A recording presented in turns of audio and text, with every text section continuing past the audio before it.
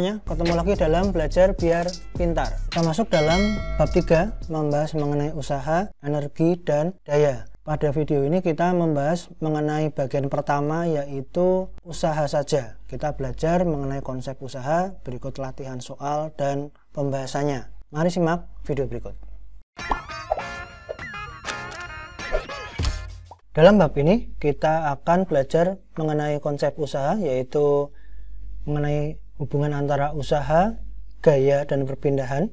Kemudian bagian kedua mengenai konsep usaha dalam hubungannya dengan EK atau energi kinetik dan EP atau energi potensial. Kemudian bagian berikutnya kita belajar mengenai gaya konservatif dan gaya non-konservatif. Berikutnya kita juga akan belajar mengenai energi mekanik, hukum kekekalan energi mekanik, berikut contoh-contoh soalnya. Dan kita belajar mengenai daya atau power. Ini merupakan peta konsep yang berisi tentang materi-materi yang akan kita bahas pada bagian bab usaha dan energi ini. Di bagian pertama kita khusus membahas mengenai usaha saja. Kita perhatikan animasi berikut ini. Di sini ada animasi yang bisa menjelaskan kepada kita apa sebenarnya keterkaitan antara usaha, gaya, dan perpindahan. Perhatikan di sini, ketika benda ini didorong arahnya ke kanan, gaya dorongnya ke kanan, ada gaya gesek yang mengimbanginya ke arah kiri, sehingga resultan gayanya sama dengan 0. Di sini tidak terjadi perpindahan. Walaupun gaya dalam sistem ini ada, tetapi tidak ada perpindahannya. Semakin besar gaya yang diberikan, namun belum ada perpindahan, maka secara fisika dikatakan orang ini tidak melakukan usaha apapun, walau dia memberikan gaya yang semakin besar. Kenapa? Karena dalam kejadian ini, walaupun gayanya ada dan besar, tetapi karena tidak ada perpindahan, maka dikatakan orang ini tidak melakukan usaha apapun. Di sini ada contoh peristiwa ketika dua orang bapak ini mendorong bus yang mogok, dan ada dua kemungkinan. Kalau busnya tidak mau berjalan, tetap di tempatnya, diam, maka dua orang ini melakukan pekerjaan yang sia-sia. Secara fisika dikatakan usahanya yang mereka keluarkan itu usahanya sama dengan 0, walaupun gayanya dikeluarkan sangat besar. Tetapi jika busnya mengalami perpindahan, maka kedua bapak ini dikatakan melakukan usaha.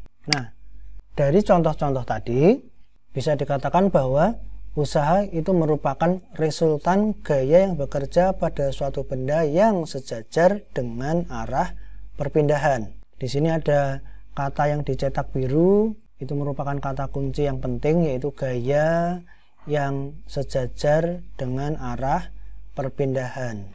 Secara matematis, kalimat di atas dinyatakan sebagai W besar, usaha, sama dengan sigma F atau total gaya dikalikan S. S adalah perpindahan. Keterangannya adalah bahwa gaya total di sini merupakan gaya yang sejajar dengan arah perpindahan. W adalah usaha dengan satuan joule, kemudian sigma F itu adalah total gaya yang sejajar yang bekerja pada benda itu dengan satuan Newton. Kemudian S adalah perpindahan dalam satuan meter. Ketika kita menghitung besar usaha, dicontohkan di sini ada sebuah box ditarik dengan gaya F ke kanan sehingga box berpindah dengan perpindahan sejauh S meter. Nah, di sini besarnya usaha yang terjadi dalam peristiwa ini dinyatakan sebagai W besar sama dengan F dikalikan S. Contoh kedua, kalau yang contoh pertama tadi gayanya horizontal, contoh kedua gayanya miring. Jadi F-nya ini miring ke atas membentuk sudut alfa terhadap sumbu X. Kejadiannya sama, box ini berpindah ke kanan sejauh S meter. Coba perhatikan di sini, besarnya usaha tidak lagi dinyatakan sebagai F kali S, tetapi dinyatakan sebagai F cos alfa dikalikan S. Kenapa muncul cos alfa? Karena kita harus menguraikan gaya yang semula miring ini menjadi gaya yang horizontal atau gaya yang berimpit dengan sumbu X. Sehingga kalau kita uraikan, dia menjadi F cos alfa. F cos alfa inilah yang kita masukkan ke dalam rumus penghitungan usaha. Berikutnya, kita menghitung besar usaha berdasarkan grafik. Sumbu Y ini menjelaskan mengenai gaya, sumbu X menjelaskan mengenai perpindahan. Jika ada grafik semacam ini, grafik yang di atas sumbu X itu merupakan usaha positif, grafik yang di bawah sumbu X itu merupakan usaha negatif. Nantinya kita akan menghitung besar usaha berdasarkan luas daerah yang diarsir. Berarti ini nanti kita cari luas G3 atas dan luas G3 bawah.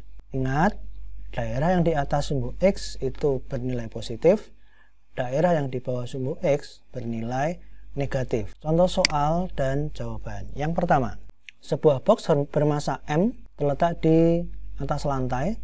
Masa boxnya diketahui 3 kg, lantainya licin datar, dan diberi gaya seperti pada gambar. Ada 3 gaya, perhatikan di sini ke kanan sebesar 30 Newton, ke kiri sebesar 10 Newton, dan ke kiri sebesar 5 Newton. Jika box mengalami perpindahan sejauh 10 meter, berapakah besar usaha yang diberikan kepada box? Diketahui masa boxnya adalah 3 kg, F1 yang ini saya sebut sebagai F1 sebesar 10 Newton, F2 sebesar 5 Newton, dan F3 sebesar 30 Newton. S atau perpindahannya sebesar 10 meter. Yang ditanyakan adalah berapakah usaha yang diberikan. W-nya sama dengan berapa? Jawab, W sama dengan sigma F kali S. Nah, di sini gaya-gaya yang sejajar kita libatkan semua. Yang ke arah kanan secara vektor itu bernilai positif, dan yang gaya ke arah kiri secara vektor bernilai negatif. Maka di sini 30 dikurangi 5 dikurangi 10 itu total gayanya dikalikan perpindahannya, yaitu 10. Maka W sama dengan 150 Joule. Itu adalah besarnya usaha. Nomor 2. Seorang pekerja menarik sebuah box 30 kg di atas lantai datar kasar dengan gaya gesek 4 Newton. Perhatikan gambar di sini. Di sini si pekerja ini menarik dengan sistem tali yang miring ke atas. Jika besar gaya tarikan yang diberikan adalah 80 Newton dengan membentuk sudut 37 derajat, box mengalami perpindahan 15 meter, berapa usaha yang diberikan kepada box? Diketahui masa boxnya sama dengan 30 kg, gaya geseknya sama dengan 4 Newton, gaya tariknya sebesar 80 Newton, dan besarnya sudut theta sama dengan 37 derajat. Perpindahan sama dengan 15 meter. Ditanyakan berapakah besar usaha yang dilakukan oleh orang ini. Nah, sebelum mengerjakan kita harus menguraikan dulu. Ingat ya, materi mengenai vektor dan gaya gesek. Kita harus uraikan dulu. Gaya F ini harus kita uraikan menjadi F cos sejajar sumbu X dan F sin sejajar sumbu Y. Untuk apa kita menguraikan? Supaya kita bisa mengetahui gaya apa saja yang sejajar dengan arah perpindahan atau yang ada di sumbu X. Setelah menguraikan, kita bisa memasukkan besarnya W sama dengan sigma F kali S. Ya, sigma F isinya siapa? F cos theta, gaya yang searah dengan pergerakan benda, dikurangi gaya yang melawan, yaitu gaya gesek. Lalu dikalikan perpindahannya. Kalau kita hitung, di sini 80 dikalikan 0,8 dikurangi 4 dikalikan 15, ketemunya W sama dengan 900 Joule. Contoh soal ketiga.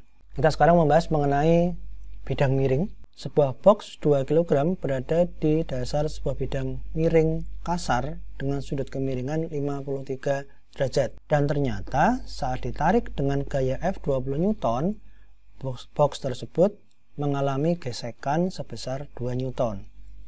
Jika perpindahan yang dialami box adalah 40 cm, berapakah usaha yang diberikan. Ini kita bisa gambarkan penguraian gayanya. Ke atas sana adalah gaya tarik atau F-nya, yang ke bawah ini adalah gaya geseknya, friction. Kemudian yang orange ini hasil penguraian menjadi W sin theta dan W cos theta, penguraian dari gaya berat W di sini.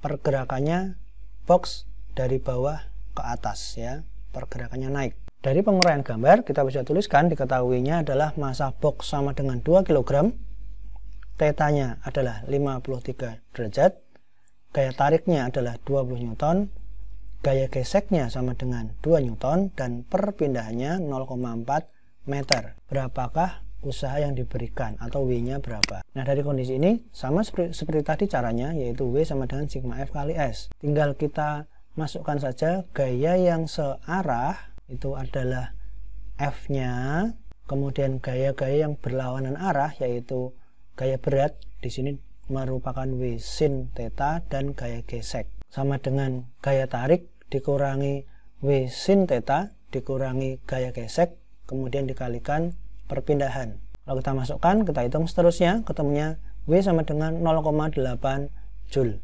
Contoh soal nomor 4. Sekarang kita mau belajar mengenai grafik, bagaimana menghitung besar usaha jika yang diketahui berupa grafik. Ya, sebuah benda yang dikenai gaya tertentu sedang bergerak dengan perpindahan seperti ditunjukkan pada grafik di atas. Hitung besar usaha pada benda. Di sini kita bisa melihat ada luasan yang di atas sumbu X dan luasan yang di bawah sumbu X. Ingat, besar usaha itu sama dengan luas daerah yang diarsir, tetapi di sini ada luasan yang di atas dan ada luasan yang di bawah. Yang di atas itu kita nanti menghitung sebagai usaha yang positif, dan yang di bawah ini kita hitung sebagai usaha yang negatif. Besar W-nya, besar usaha, sama dengan luas trapesium yang hijau ini dikurangi luas G3 yang di bawah. Kita masukkan luasnya, luas trapesium dikurangi luas G3. Hasil akhirnya sama dengan 44 Joule. Bagian pertama di bab ini selesai. Kita ketemu lagi dalam bagian kedua. Kita belajar mengenai energi. Terima kasih atas perhatian kalian. Selamat belajar.